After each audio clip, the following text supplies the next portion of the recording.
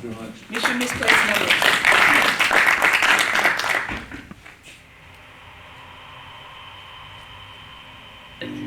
I think if I had a tribe, I was thinking this on the train, knowing that I was going to send this question out, it would be something like the tribe of the internal narrators. So I'm really interested in narrative and storytelling as a thing, as a writer myself who writes stories, as someone who has been involved in all kinds of creative mediums throughout my career, whether it be film, whether it be visual arts and other things. But always it's because it's about how does that narrative impact the way that somebody sees either themselves or the world and interrelate. So thank you. So the other thing that I do alongside making work is I'm also a facilitator and a coach. And when I hear Eva speak about her work, I align to it from that side of the work that I do, which is my consultancy is called Creating Space for Conversation. Effectively, that's the end goal, is how do you create an optimum space so conversations can be had that aren't normally had. And I think that's when that woman, that's why I know that feeling when someone says something, you see a different side to someone, because you've created that space. You've somehow created a space for someone to be comfortable enough to reveal parts of yourself that would normally reveal. And that's the stuff that turns me on big time, you know. And Okay, my own practice. Okay. I hope I don't lose anybody. It's just simply because I'm a kind of celebration of complexity and ambiguities and conflicting interests. In fact, most of my practice is about revealing the fact that life is highly complex. There's no one kind of singular narrative. That I'm into kind of like hypermedia. The fact that it's a bit like a constellation of ideas, that things are only kind of like viewed and experienced in a particular moment, but then they kind of shift and change depending on the agencies, that is, the environment, the people in that moment. That I'm really kind of into not kind of working towards a convergent point in any shape or form. So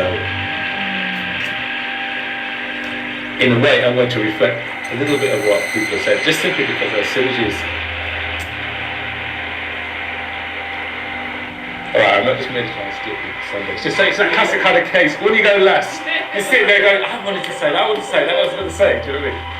But yeah, Emma, you mentioned something about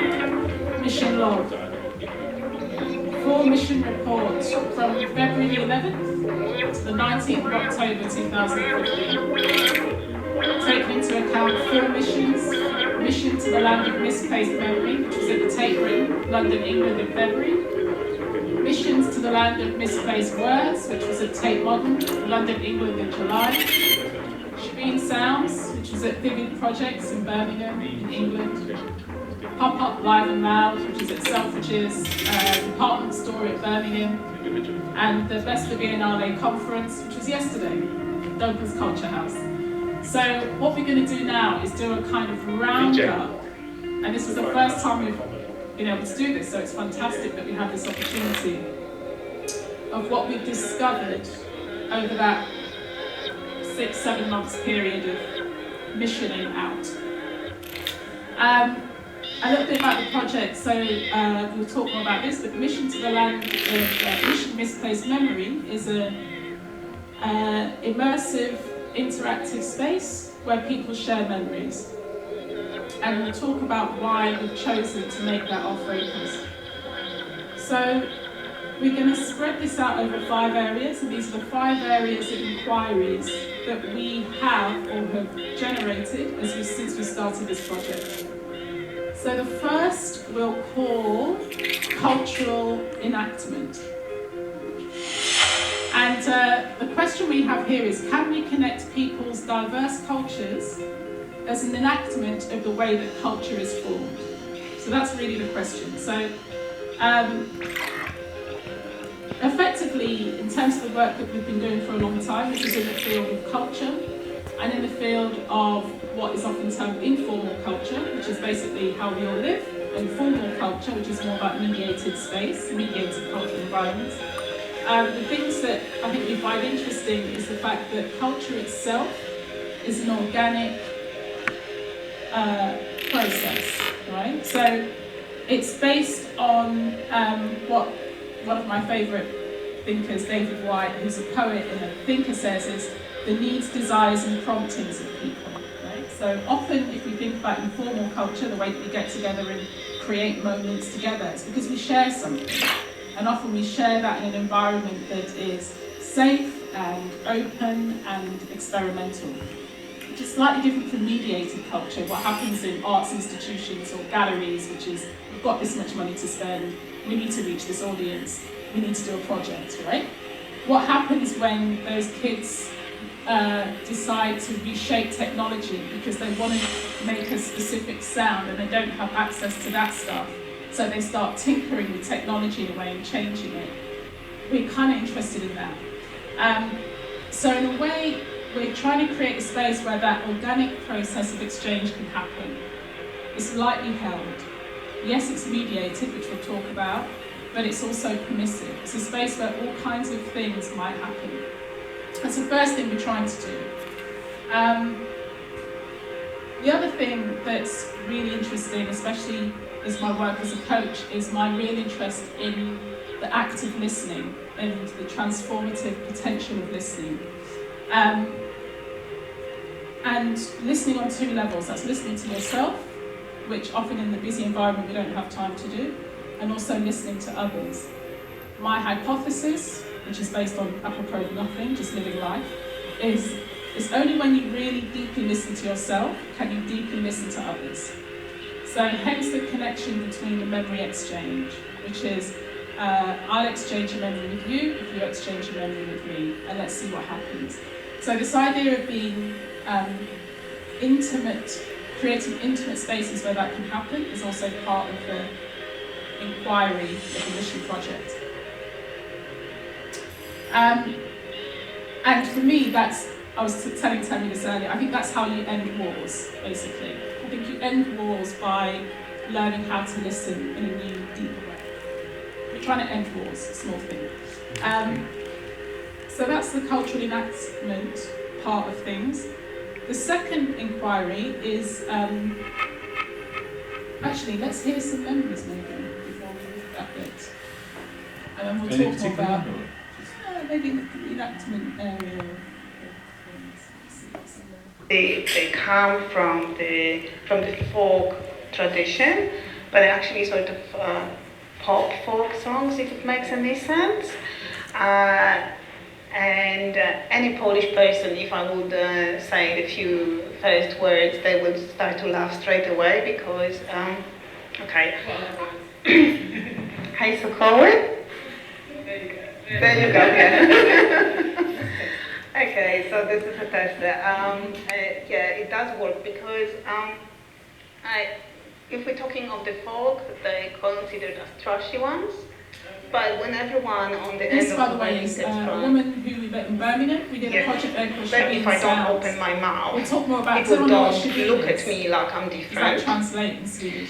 which is a very You weird have to- when you like a situation Shebeen, because it's- as soon I open my mouth and they sense that I do have an Eastern European accent, and well, 90% of the Eastern European accent in Birmingham, it will be Polish. So they will address me Polish. So still the bell rings, okay? So I'm supposed to be a pretty woman, good plumber, drink a lot, and, and be good worker. Okay, I probably don't tick very many Talk of about those. But, that particular project. so this That is was a woman who, which links to our second bit, which is repositioning knowledge, who we had on a panel in Birmingham. Her name was Gosia. She's a Polish woman. She lives in Birmingham. And that particular panel was made up of Gosia, a recently arrived Congolese migrant called Happy Van, and Michael Brown, who's from the Caribbean, who'd been here since 1972. And the reason why we had those guys on the panel as the experts, because they were experts, is because we were looking at the creation of shebeens. And shebeens, which is an old Irish word that's gone to South Africa and very heavily used in the Caribbean, it's those those cultural spaces where often groups of people create ways for them to listen to their own music. So they're underground parties. A rave would be like a shebeen, a modern day shebeen. So but these are people from 1972 who have been creating shebeens in their own neighbourhoods, and often they're created by recently arrived people who need a safe space to hang out, listen to music, eat their own food.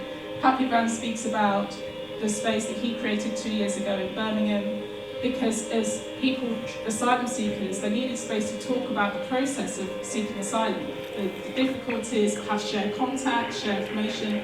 They also needed a sense of home. They needed a sense where they felt safe. Michael Brown speaks about in 1972 coming to Birmingham as a Caribbean man, that as black men couldn't go into the centre of town and go to a club and listen to music because they wouldn't be let into the club. It's not changed that much actually. So the only way they could do that is basically spread themselves out along the line. You know, when you queue to go into a club, they wouldn't let two black men in at the same time, so you'd have to have one black man and then a few white people, then another black man, and that's the only way that they would congregate inside, which is a hassle, which is why you create a shebeen, so you can go hang out, play music, have a joint, often in someone's house. So that's what Shebeen Sounds is looking into, which is the kind of cultural spaces, informal cultural spaces, that is the natural home of Mission Misplaced Memory. We want to go to those places that are created because people need a space to feel safe. And that's kind of what is the heart of it. So in terms of repositioning knowledge, it's really about how do we centre those people who are often off-centre? How do we create a space where those wells of knowledge are centralised? And we'll talk about being a diaspora later, being of the African diaspora, where you live on the edges of things. But on the edges is amazing wells of knowledge that we often don't see as knowledge. So we're interested in that. We're interested in having established thinkers who aren't the usual suspects. So at the tape we had all kinds of academics, but they weren't the academics that you look like. So Dr. Iman Osman, who's a geneticist, but she's like, Iman's probably 32, and she's a young Sudanese woman. So we're often interested in finding people who have knowledge, who will interrupt what knowledge looks like. So that's part of the fun of the project, actually. Unestablished thinkers, we like to think of them. So yeah, that's part of what we're also looking at. The way that they work in the sugar ship is we often have moments where we have broader discussions around memory. So we have intimate ones and we have broad ones. So we will have speakers talk about all sorts of things. So that's Iman Osman there.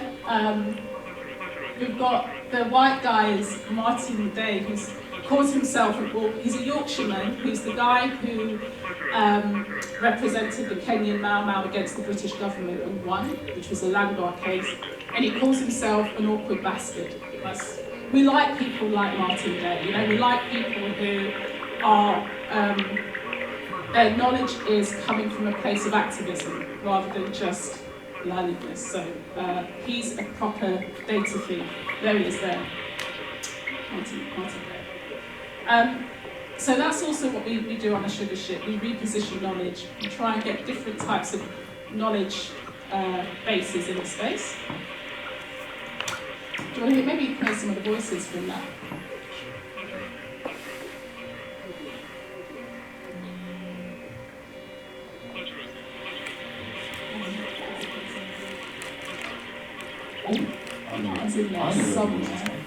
They were telling a story within DNA, and the reason it's really important to tell a story is that it's quite hard to figure out your genealogy or your history, because if that story is not passed around. So if you look back in history in the times of the Egyptians, or if you look at early forms of history, you had drawings, hieroglyphics, there were stories, and if those stories were explained and continuously explained through generations, you'd probably be able to understand your genealogy more. So I always say to people, ask your grandparents stories, try and write your family tree while you're here now, like as full as you can, because as soon as you lose that generation, you have no way of getting that information back. You don't know where they've travelled.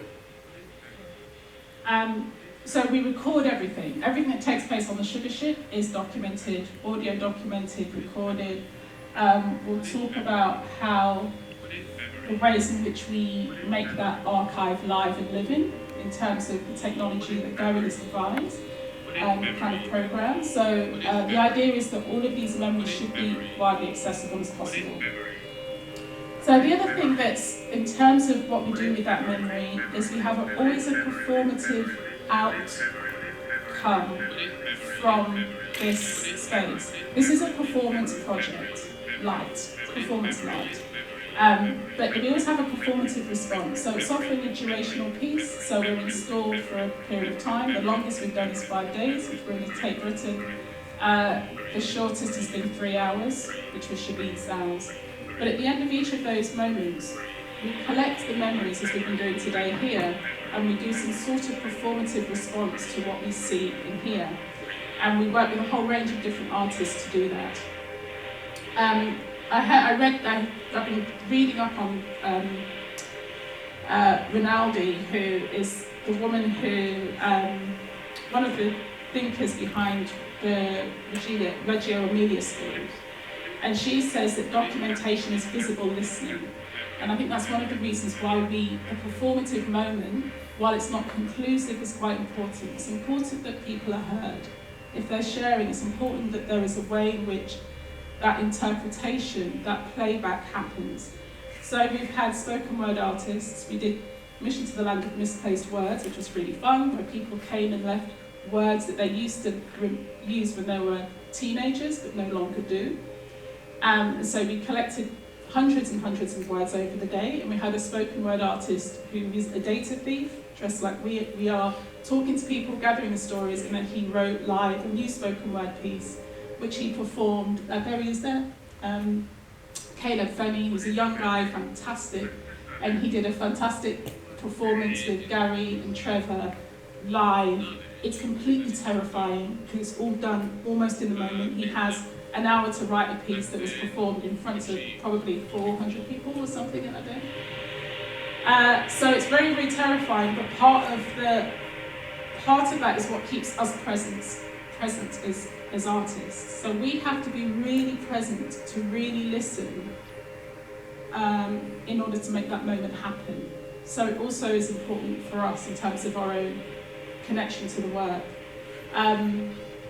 We can talk more about the conference maybe tomorrow, yesterday, because that was quite interesting. What else? The next is sound, sonic resonance, which I will talk using my very limited knowledge of sound, because I'm standing next to the man who has a wealth of knowledge of sound. But the reason why sound is used as a fundamental underlay to this project is because, as we know, memory works in lots of subliminal ways, and probably the most subliminal vehicle is sound. It's the resonance. We feel it when we hear the scratches on the gramophone. There is something very resonant about the way that sound works on, I would say, a metaphysical level, is a precognitive level, almost. And so the way in which the sound work that Gary and Trevor Matheson, who's our other founding colleagues, shapes, is very much about creating a space where people are opened in some way.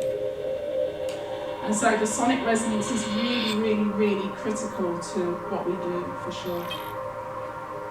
Gary will definitely talk more about that later. And finally, space.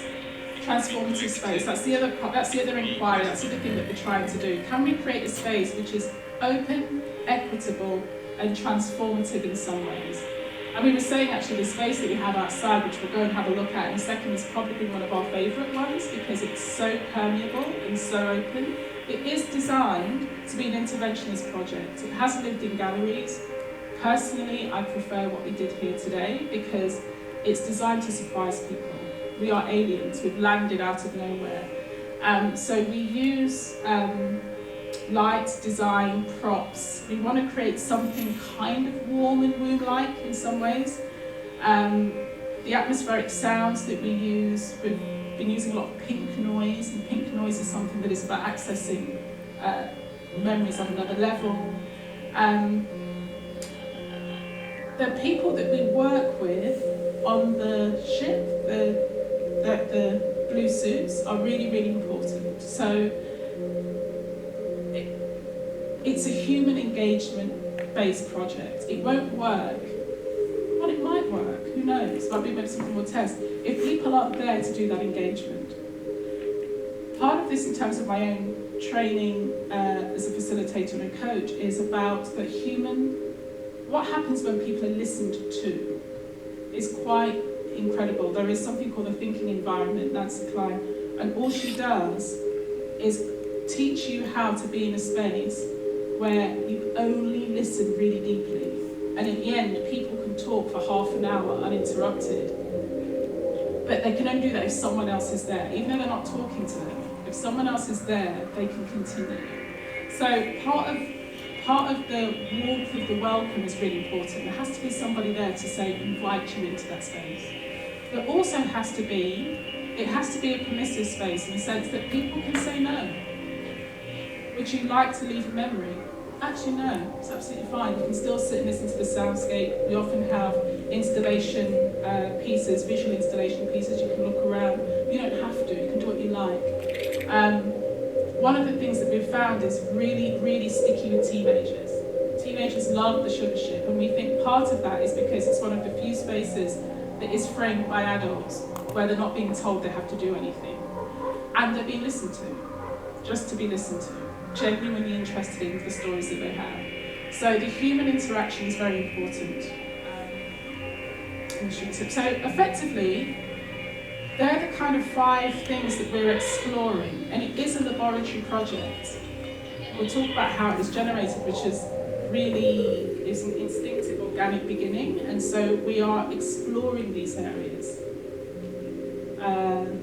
Yes, we're exploring them. There is no kind of sense of, this is why it's an artist project as opposed to a research-based project. There's no hypothesis, big hypothesis, that we're trying to prove. It's about the experience, the experiential. Saying that, we'd love to get your feedback and help in terms of making that experience more potent in some ways. I think that's it from me now. So maybe we can have a conversation. Thank you. Thank you.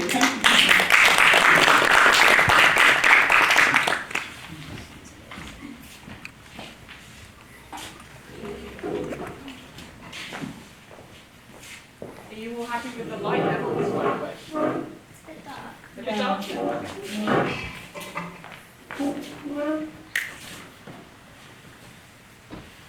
Okay?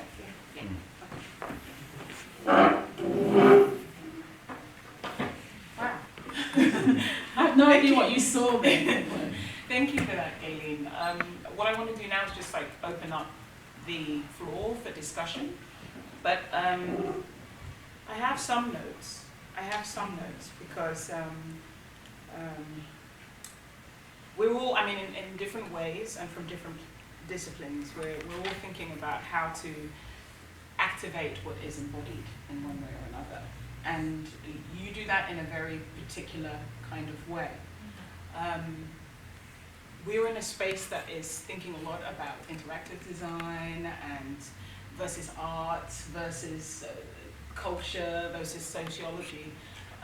How do you see yourself kind of making interventions into those, I would call them annoyingly academic spaces, but how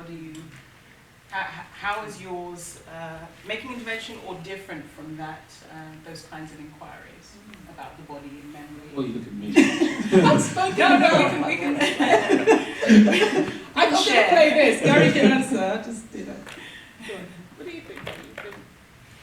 You've been So- in this nexus. So you're saying, if I get this right, is there anything particularly unique about what we're doing outside of what was Not that I'm not saying that what you've done has been done before, but what kind of intervention do you think you're making that connects with or adapts or shifts what other people are trying to achieve in different ways? Well, perhaps, okay, I'm based within Queen Mary University in East London, in the drama department, in fact, and I think it's worth saying that it's in the drama department because I found them to be the most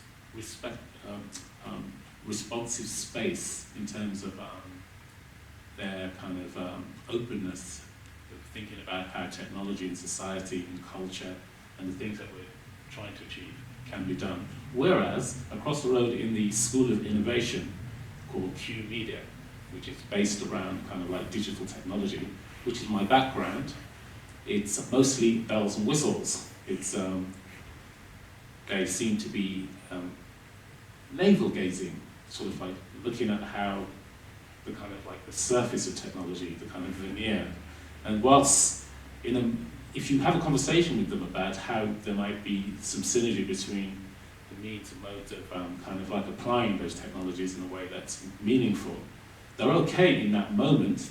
You can see that they're lucid and they're clear and sort of like they get it, and then you just step out of it and they go right back to it, a bit like somebody who's been sort of like on the drink, a kind of reformed alcoholic or somebody, and they just sort of like fall off the wagon again. And so, what am I saying? I'm saying, I think there's still a job to be done. I think I'm actually really excited about when I go and I see the kind of like developments that are happening in various academic departments. But I still feel there's still, there's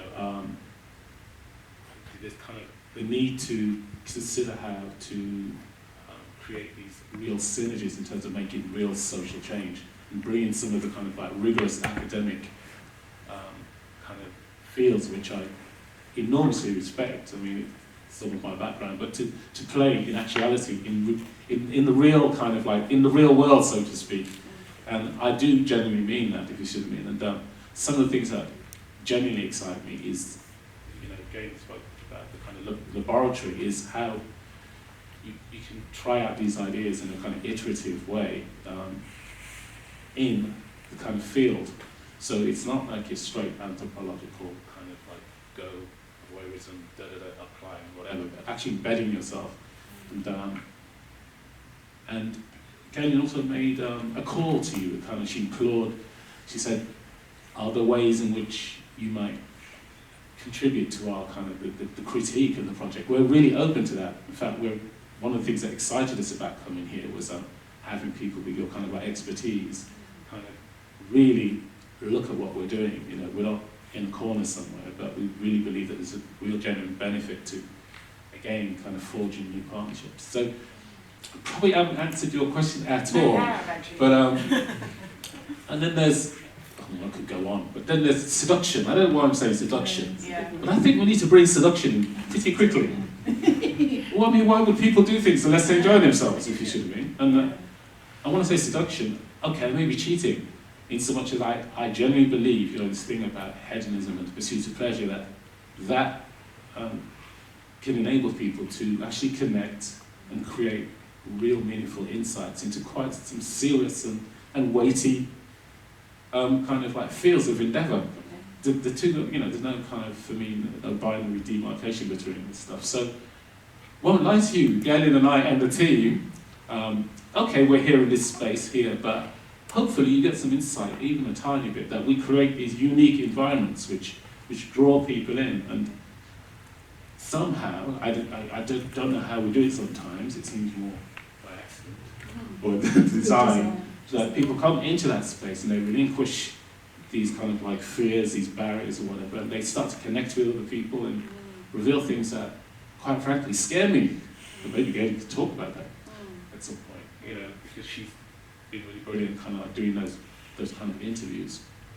So I'm going to stop there and I'll rub back in again, or I might hit a key if I can't think of something, because I do genuinely believe that, you know, the sonics are able to speak to us and connect to us in a way that sometimes can't be articulated by 26 letters in the alphabet in various combinations, which is 26 factorial backwards. Did you get Gary started?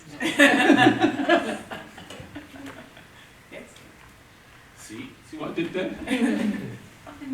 I've been dying to say how much I love this project. Yay! It's really genius, and I have so many comments and so many things, so I want to get some of them out of my heart before I have to run to a train. But first of all, I really honestly don't believe that it would work without the Blue Suit human engagement.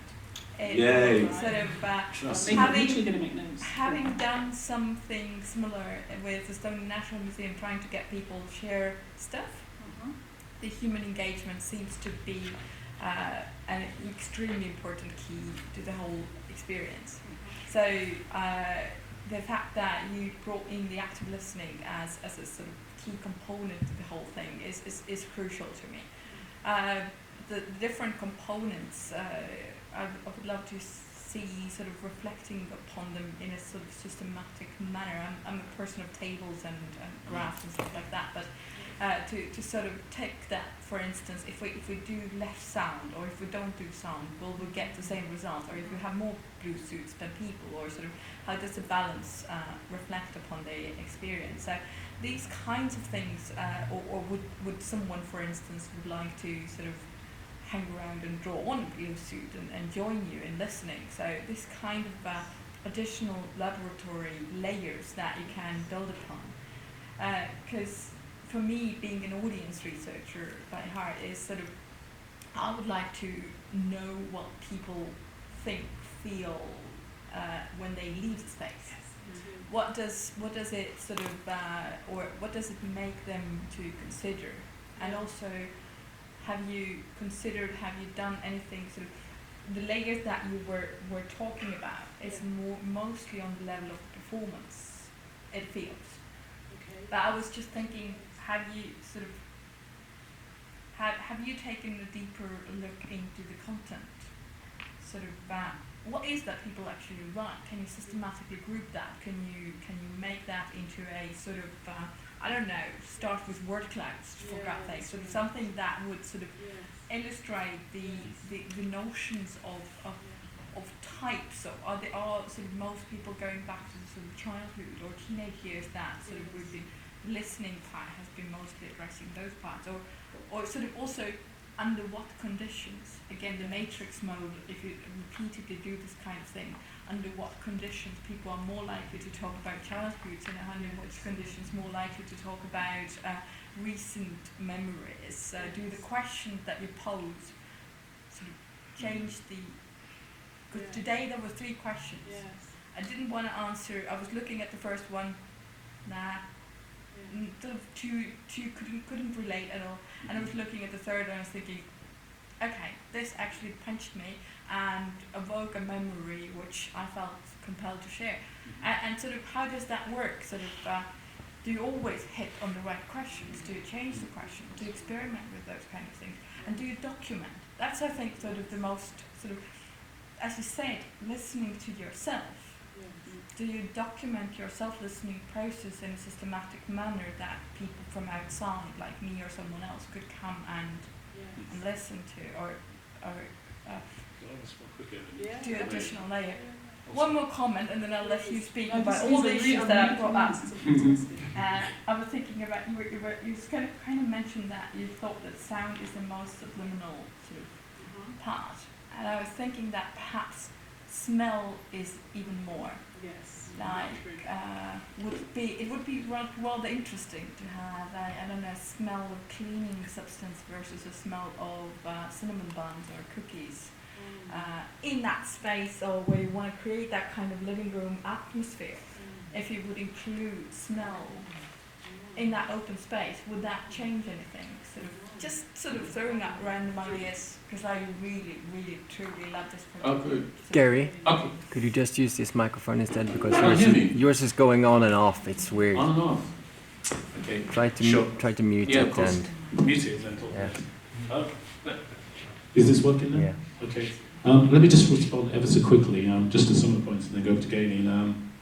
First off, thank you for those comments. They're really brilliant, and it's amazing how it touches on so many things that we've been talking about recently. Again, starting with the smell thing. As an installation artist, that's been one of my modus operandi for like the last 2 decades, if you see what I mean. And it's surprising how, just crushing up some incense in the corner and using some oils and God knows what can provide another level of complete kind of like intimacy and transporting people in ways that it's just remarkable. So absolutely agree. And interesting enough, when Gaylene was talking about the different spaces that we operate in, it's surprising how many galleries stop you from using smells in there, if you see what I mean. When it's, you laugh, should we? Because like I work in the white cube space as well as outside of there, and it's just incredible, which is really a real shame. Just quickly, I just want to say what I most welcomed about what you were saying. Well, you made many comments and observations. Was, as I said, at Queen Mary University, and I think the project that I worked on for 4 years between the UK and Brazil, particularly in Brazil, really benefited from the sort of like the rigorous kind of academic kind of like contribution there, the kind of like qualitative and quantitative kind of like input, and you talked about audiences, real kind of like hard questions about what are we doing and how is it impacting, et cetera, et cetera. And it was something that I think, something we've talked about, and just yesterday or the day before, Gaylene and I were talking about. Yes, it's true. We have a hidden agenda. If you see what I mean. It's not even hidden. Right, we need help. We need help. But, we were talking about. Gaylene asked me just a simple question like, "Well, how are you feeling about stuff right now, Gary?" And I was going, "Well, it's incredible, but I feel overwhelmed. We've got so much material, so much content. We need to make sense of this. Even tagging material and grouping stuff, and how are we navigating this stuff ourselves?" And there's been some wonderful occasions when Gaylene has gone, we need to ask ourselves these critical questions. At what point do we ask these critical questions? And, we've been, I think, very fortunate thus far that the quality of speakers and engagement from audiences and environments have been conducive to a really good experience. But it could be better, and I think it needs to be eyes wide open, sort of develop it. I think just to follow that, well, I would just say, let's talk. No, seriously, this is why we're here, because the thing is, the wonderful thing about working in arts, is connecting your question, is that it's an iterative process.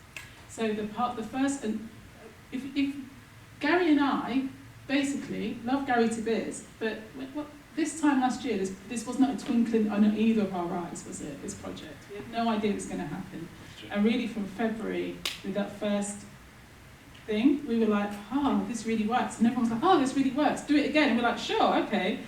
And that's what's great about working in the arts, is that it's an experiential process that is, that you have the space to be able to learn by experience. And so we're at this wonderful opportunity at the moment after doing that for literally, we haven't, since it took to the end of February, we have yet to land. We go back and we do a massive 2-day at Tate Britain, and then we're done for the year. So we're really looking forward to November, December, which is why thank you so much for having this. This is a perfect time, where we then go, what happened? And actually, what is our 3-year? This is clearly a project that we love and that we want to happen. What's our 3-year plan? One of those is, this is certainly a project that is absolutely right for academic partnership, because what we're doing as artists is gathering amazing research.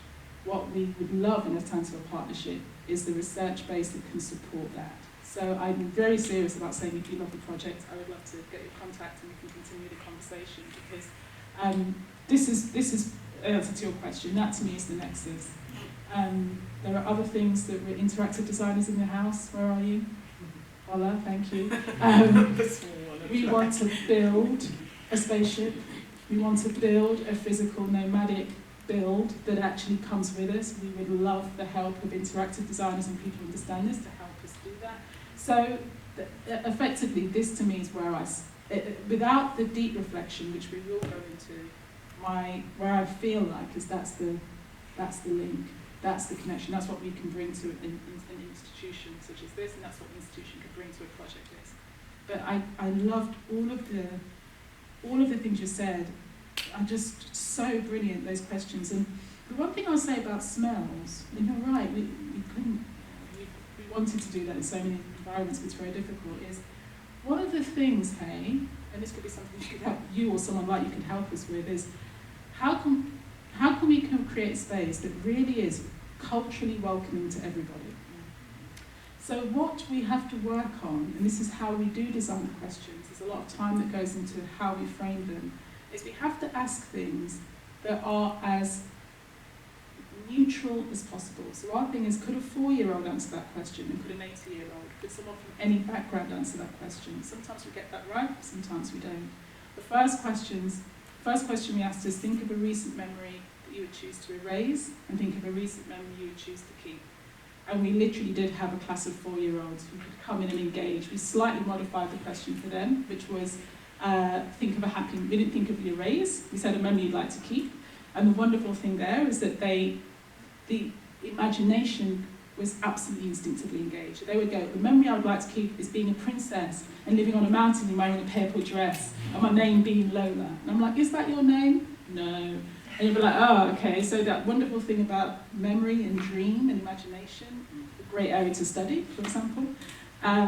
So there are questions which, we're trying to find the question which, no matter what your background, you would have some response to that. But why? Why do you think it's important to be able to address a question that addresses everybody? Why don't you think sort of, this is sort of, I know, I do realise about openness, but I'm a very, very, very sceptical about finding one key that fits everything. Yeah. So I would probably say that have several keys, have several events, address different people at different events, be open, but realise that being open to somebody, you are semi-automatically pushing out at least a little bit someone else. That's my sort of feeling, but maybe you can argue that this is not a adequate feeling. I see Tammy looking very It's not. No, I'm processing what you're saying. Every feeling is, this is the sugar shit, every feeling is adequate, first of all. That's the spirit of openness right there. But it's a really good point, because there is a couple of things there. One is, there will never be, an Alzheimer's person will come in, a person with memory loss will come in and won't be able to answer those questions. So, of course. However, and think this is going back to the diasporan sensibility, and this is an unformed idea. Well, it's not unformed. It's not unformed because people like Stewart Hall and all kinds of thinkers have formed this idea. Basically, it won't be formed very well because I'm saying it, that's what I'm trying to say. But my memory, of growing up, when I grew up, when I did grow up, is a constant sense of being apart and being apart. Does that make sense? So being apart, as in not feeling like whatever's happening culturally is connecting to anything that I'm part of, but also being apart. So that sense of alien and belonging is a tension, a beautiful space in which I exist between. But what that has given is a sense of understanding that other people feel that way. So I could do cinnamon buns in my space, but I'm absolutely aware that cinnamon buns will mean something, the smell of that, and will have no resonance for somebody else. Because I know that lots of people have grown up with the smell of something else, spice, in their house that will recall being a child or something. So a sense of, that's all I know, I suppose is the point. Do you know what I mean? I don't know what everyone's triggers is. All I know is different things will trigger different people. So that's the inquiry, is what kind of space could you create where, of course, everything's going to trigger, but that it's designed to see that it won't massively repel anybody. It's not going to work. Yeah. Do you know what I mean? I know it's not going to work, but the challenge is one that I find interesting, and if that makes sense. And also the translation of smell into different cultural contexts is interesting, because I have actually tried, for example, in Copenhagen, to use the smell of incense in an exhibition space. And it worked for the people from the diaspora community who immediately connected to a space of ritual. But for other people, it evoked issues of going into churches. Some people said they can't handle heavy smells. And actually the smell became quite disruptive in a way that I hadn't even foreseen, because I was thinking, oh, I'm going to welcome people into this lovely space and ritual, and then suddenly people were like, I don't like this smell, I'm going, this smells like a church. You know, so yeah, smell is interesting. But these are great questions. Do you know what I mean? They really are. I think these are questions that we're playing with. I don't know the answers. I just know good questions. Thank you again. I'd like to make a comment from a slightly different methodological standpoint, because mine is more artistic, performative, and phenomenological. And I would like to tell you how I felt in relation to vulnerability, which is giving up a memory. It's something very personal. And I was aware of the cards were all right. You know, I could handle that. I felt myself needing to pull away with one question. I didn't give myself permission to not answer, strangely. I'm what is the great Swedish word? I'm a good girl. Good girl, yeah. But see, some Swedish is sinking in.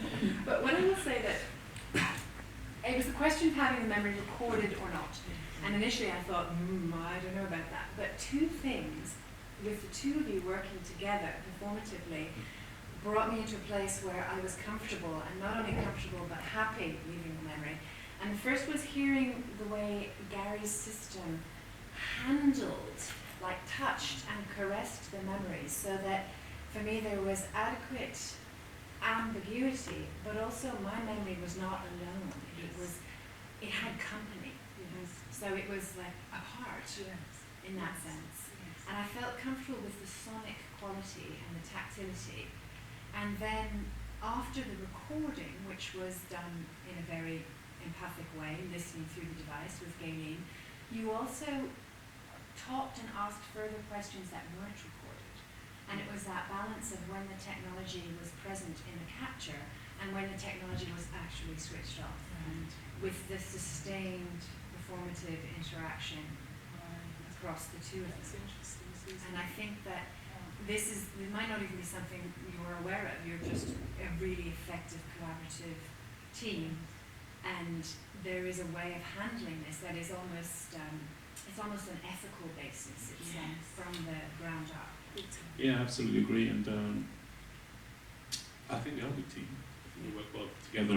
I think it's worth saying in terms of the sound stuff that it's based upon the practice of myself and Trevor Mattison, who isn't here, who's a sound designer, who for a very long time we've been engaged in really quite some heavyweight, serious projects where you have to show a great deal of sensitivity and responsibility. And one of the projects that comes to mind when you were speaking there was in 2007, the National Maritime Museum in London was taking the existing Trade and Empire gallery and reconfiguring it as Atlantic Worlds. And Trevor and I were asked to do the visuals and sound design for that. It's a permanent exhibition, so you can go and see that. And we took a very, very particular approach in terms of creating a kind of emotive, gestural kind of space, which it wasn't kind of literal or didactic, because we had particular testimony which was re-said, and we worked with people there with special collections, with staff there and all that kind of stuff. And I think that experience of and feedback from audiences as well. I mean, we worked in that way prior to that, but that was, I think, one of, at a conscious level of how we wanted to embed voices in a kind of emotive, layered way, kind of nuanced and textured, which didn't kind of like expose people. And I think kind of it's really been the basis of a lot of our work, and it's really helpful to hear your comments in that way, because I think we need to, as you were saying as well, we need to articulate precisely, what are in a kind of like explicit way, how we kind of weaving this together, and why, and what, and in what way. And, but I think yes, it's something that sometimes we don't explicitly say, but we kind of like there's an inference that people can safely contribute their voices, and it will join other voices as well in a way that doesn't, again, leave them vulnerable. And that was really useful to let us know that, actually, because a lot of this is instinct, as my coach says. My coach didn't say anything because her job is to get me to think it. She's right, she's good. So the instinct is born on layers of experience.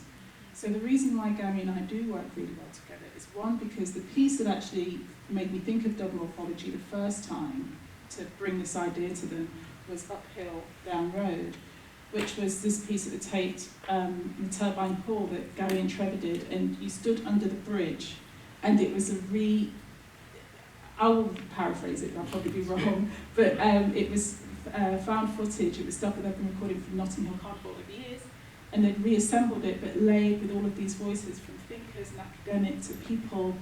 And you stood under the bridge, and it was like you were standing under the Westway, Notting Hill, during Carnival, because you got the whole reverberation of the bridge and the bass. But the voices actually were the thing that made that massively resonant, and to hear that. And that was when I was like, oh, damn, I'd love to work with these guys on something that uses voice. But you do know that's because we had Paul Gilroy's voice, exactly, and other people. Yeah. We did have academics and ordinary people, but that's the popular point, culture, all weaved together. Yeah, that was exactly the point. And all of it was on a level. Yeah. So you didn't have Paul Gilroy and you had sitting next to Paul. It was Paul next to the man selling the coconut, next to the, and it was like. But the other reason why I think that Gary and I work well together, and I have huge respect for Gary, is actually for Gary's work for years within the realm of art and social justice. So what Gary has an extreme sensitivity to is the ethical handling and sensitivity of what we're doing. So we will replay a slight conversation we had just before you came. So it'd be interesting to hear what you guys think about this. And I know some of you in this room left memories. And we'd Gary had assembled some of those memories, image and sound, And we sat here and we said, should we play this back to the people who have left it? Yeah.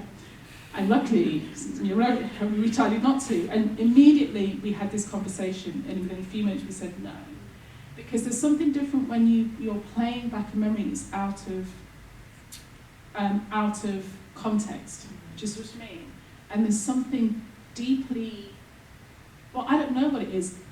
Just instinctively, it's like I wouldn't want to sit in a place where I work and go to school and go to college and have left something quite personal and be sitting next to people that I may have to see in class tomorrow, you know. And so you have to do this project, you have to work with someone who gets that.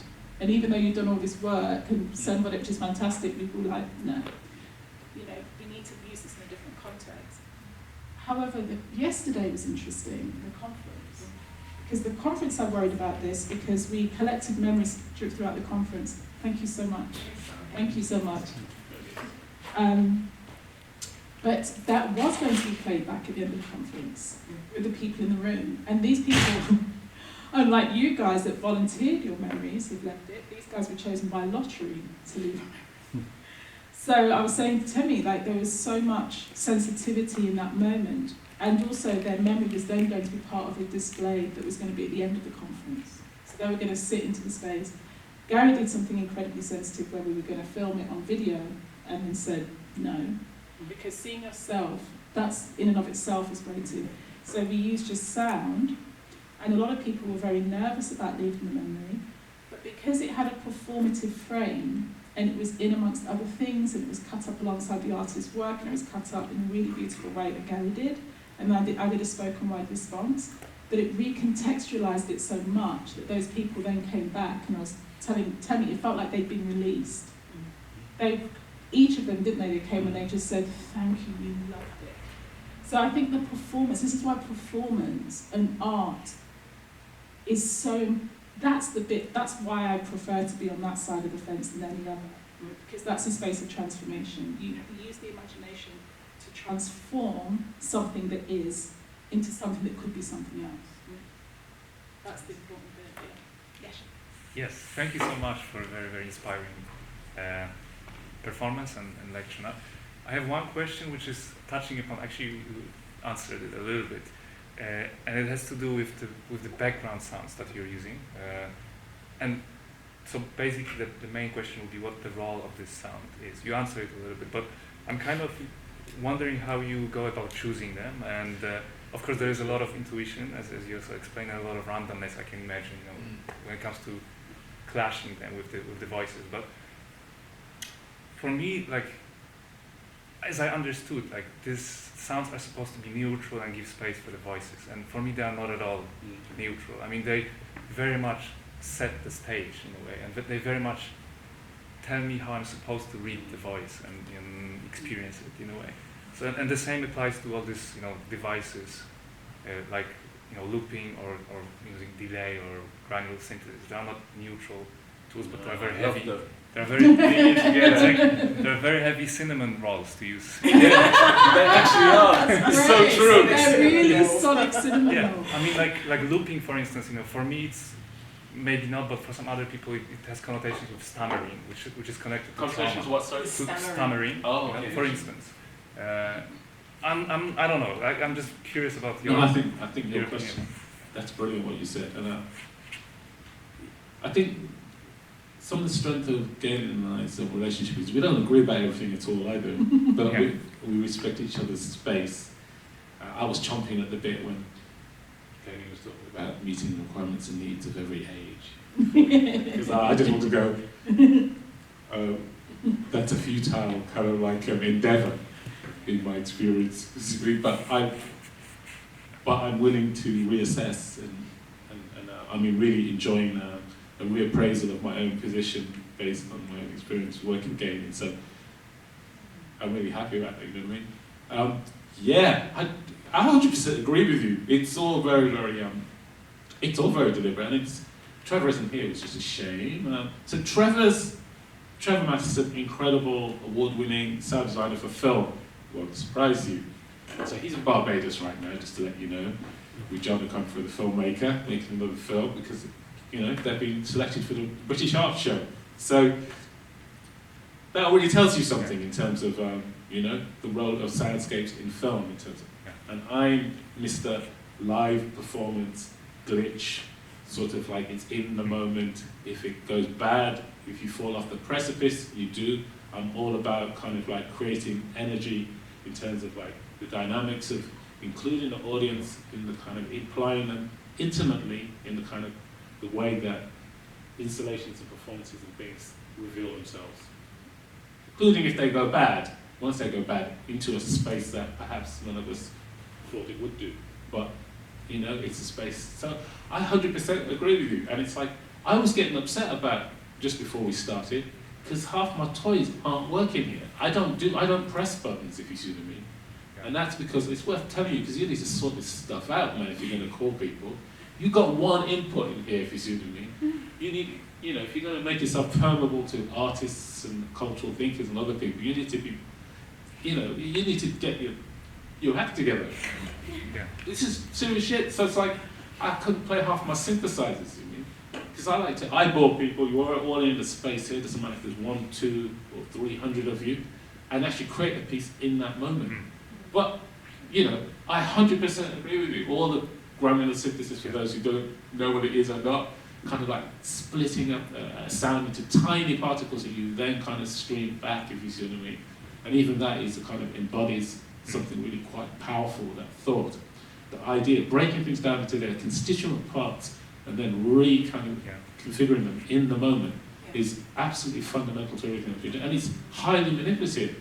Everything I do and we do is 100% cognition about what you're doing. Of course I know. I'm a live performer, you see what I mean? As is Trevor, whatever, using Atmos at a particular tone and key is going to evoke a certain emotion. We all know this, if you see what I mean. You're right. Nothing is accidental. This is also how people come into the space of memory, right? They don't enter it with like a red carpet. They sort of... No, we're pushing buttons. And I was talking about seduction. We're pushing this button, that button, that button, and this button. You're ready to go at it. This button. Can I just follow up very, very quickly? And I totally agree. I think that's the point. I mean, I asked because my background is also in distributed soundscapes, and sweet. And it's interesting because you come into academia to get criticism, and the harshest criticism I got was from the audience member, and it was exactly touching upon this thing. Basically, I used a voice of the person I interviewed in this distributed database situation, and then I noticed that she's really, really angry. So I approached her after the performance and I was like, oh my gosh, I used your voice in the wrong way, I might have cut the wrong bit. And she was like, no, it's not about my voice, but what was behind my voice, the sound that you used to kind of illustrate it, because that changed completely the context of what she said. And I'm using field recordings, I never kind of, but it's very interesting to all of a sudden realize that. One of the questions, I'm going to answer yourself in a second, but one of the questions that this dialogue is fantastic that it raises, and again, we haven't got an answer for it, but this is because it's an artist-led project, right? Which means we are setting the frame.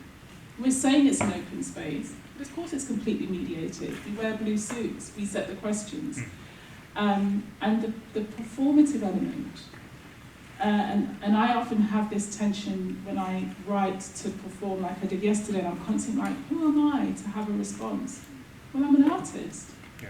Do you know what I mean? And actually, that's why the frame is very important. We have to, it does live more on that side of the fence than any of the sides. So the invitation has to be clear to people who come in, which is why galleries are probably easier in a way, because people know it's an artistic thing.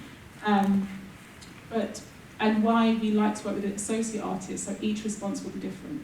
And we say to them, like with Bobby working with a composer, classical composer, we like, do your thing. We're not going to tell you how you should respond to this material. You respond.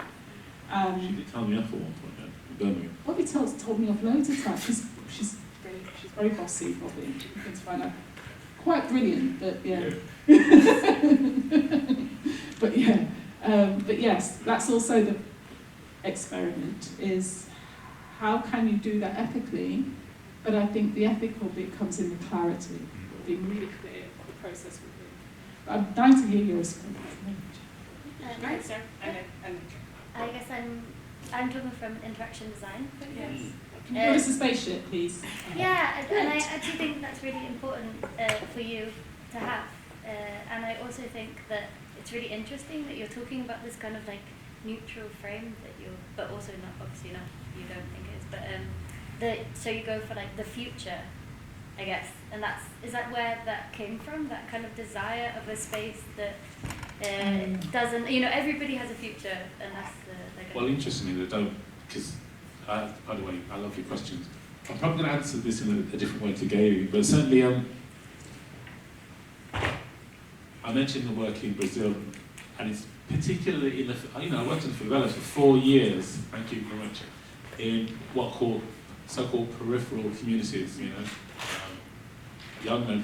young people, predominantly men, trying to kill themselves over the course of 4 years, if you see me, designing spaces which are neutral spaces for a timeout so that you can reconcile it, get them to just talk to each other, and engage in questions of futurity. Imagining beyond age 25, we get 25, get to 25, do they? It's amazing how if you create a spaceship or the notion of something like this and take them outside of this thing kind of immediate kind of like environment, just in a space of imagination, how given, it doesn't happen in a moment, but over a length of time, that it just, it's I know, I'm not always the person who enjoys this so-called thing about relating in progress to forwardness and arrows that go in this direction and convergence, and these all things that scare me in terms of the way that, imperialist and kind of colonialist powers of kind of, momentum of that. But sometimes, you need an environment to kind of break people out and just... It's been used a lot in science fiction and queer feminist theory, this kind of, it's a great tool for that. And absolutely. Yeah, but I wondered what your inspiration was. Of course, the dichotomy here is this is a memory piece. Yeah, exactly. So... It's full of holes, that's really funny. It really is. Even data thieves, but anyway, carry on. I know, we're not even Not sure about that. comfortable I'm with not that. sure about Not what sorts of comfortable. things. But I think you said time machine to me earlier. Right. Yeah, this is the thing. Now, we had a long conversation, actually. We are reconciling on this one, and actually it was Trevor who helped, which is, because we were like, are we aliens, or are we time travellers? And he said, no, we're humans, but we have been misplaced out of time. So effectively, we've been knocked out of time, which means we can never go back to where we're from. So the part of the data, the Data Thieves is a name that was taken from a film that Trevor Matheson made with Eddie George, a Black Audio Film Collective, which is fantastic, and it's called Last Angel of History. Last Angel of History. Fantastic documentary. You get to see it. And it starts with a data thief. And this was made in sort of the early 90s or something, or the 90s, so it's kind of funny watching it now, because it's like a science fiction film. And it's about, their narrative of the data thief is a black man who stands on the crossroads of where blues was born, the whole Robert... Yeah. Eric Thompson. I'm looking at Bo. Okay. Blues, Robert, what's his name? He stands on the crossroad and the devil says... Robert Johnson, right? Yeah. So there's a narrative around Robert Johnson, standing on the crossroads, and the devil says, I'll either give you music, or if I give you music, you have to deal with me, the devil. Anyway, the data thief story is the black man from history stands on this crossroads of where black music was born, effectively, and has to dig down to find where this music comes from, what happened. So it's this concept of digging into the past to understand what futurity looks like. And so that's kind of why we adopted the idea, because the idea really is kind of the link, which is the idea that time is a continuum. It's not just, like Gary was saying, looking forward. So we may be going forward in this mission, but we may also go 3,000 years back and do a memory gathering mission. So that's the notion, is that time is a fluid spectrum, but it's all somehow connected. So when you design our spaceship, that needs to be reflected somehow. And wonderfully, it's all embedded with ambiguity, Yeah. which is a notion once you start working with people, they, rather than confusing them, they really welcome it, because it means they reappraise everything that, that normally is presented to them in the world around them, including the values that they have. It's just a wonderful kind of way of relinquishing the shackles of the so-called kind of that literal way of thinking about stuff. It's sort of, all the what ifs, you see what I mean? All the kind of anomalies that happen. So, but yeah, interaction design, bring it on. I love designers. It's a lot of my background. I absolutely love designers, but as I said earlier, designers with some, with the substance about them, about how they're using their design. Yeah, but I think that, for me, handwriting those cards was too much of my handwriting is kind of recognizable, I think. And so I even the little materiality, you have post-its and cards, this kind of thing. I think it could be maybe. Yeah, that's a good point. One of the things that Gary's a big fan of, and I am now too, is the low-tech, high-tech. Yeah. Which is interesting, because that's also part of the thing that we've found that works, in the sense there's some things that are, there's lots of wires and twiddly knobs and things. Okay, that's how I live. That's not somewhere around that. But here we are. And then there's bits of paper and coloured pens. And that's kind of why you get the 4 to the 80-year-olds. Do you know what I mean? Because it's like, the sweetest with the 4-year-olds, when we gave them the post-it, they were like, they'd never seen a post-it before. And they were like, wow, can we keep this? And you were like, sure. So to them that was futuristic. But there's something about, because it is about time in many dimensions, it's how to hold on. You wouldn't want a space that's so super slick and high tech that it does repel people, because an 80-year-old wouldn't come in there and go, I don't know, can I sit on it? So you need a space that you often have cushions on the floor and stuff on the floor that people can pick up, or just stuff that is tactile, that is easy to. I think it's also related to the earlier question where she's gone. I think we need a number of different spaces for different people and consider how this relates in different environments. It's not one piece fits all type thing. Different spaces are the same, because what's nice about Vivid was the only time we've had a space where we've had different rooms.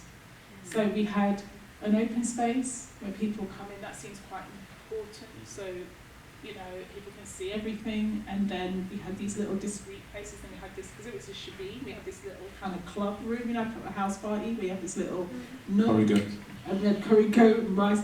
So we had all these little rooms, and the DJ bit at the back, and it was lit differently, and that spatially actually worked really well, because again, my mum, who's in there, who's an old lady with silver hair, she came. But she could sit down and have curry goat, and she could chat. There was quite a few elders there, and they could sit around the table, which felt a bit like a kitchen table. So they were okay there, and the kids were practicing dance moves in the little shebeen room, and so it kind of felt a bit like an old house party, where you'd have different spaces for different types. Don't know.